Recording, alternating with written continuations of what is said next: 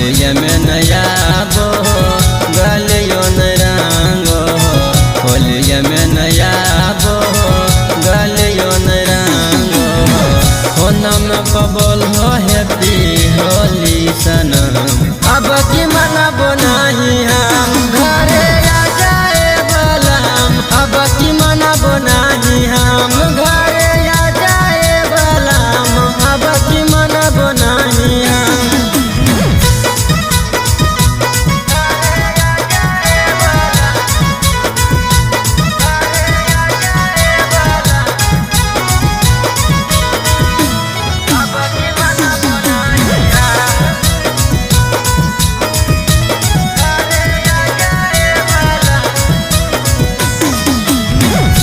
साला होई गेलो तीसरा चढ़ तो राखल राखल पुआ राजा ये सही बुआई तो।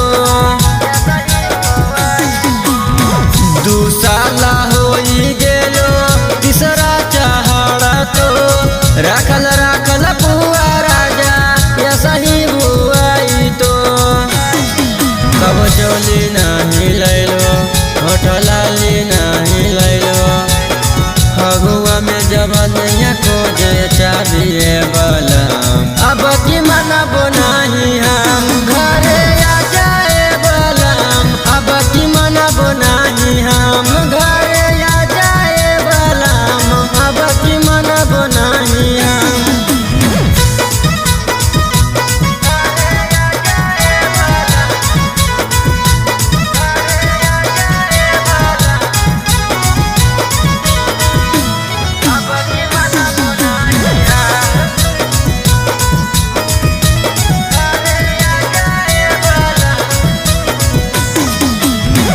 नवादा से रंग लैहा बुलू हरियर जी। नालंदा से चोली लैहा अपने पसंद जी। नवादा से रंग लैहा बुलू हरियर जी। नालंदा से चोली लैहा अपने पसंद जी। राजू ज्योतिया देवरबा रंग डालो हो भीतरबा रोशन रंगीला खाली टोबो हो बलम।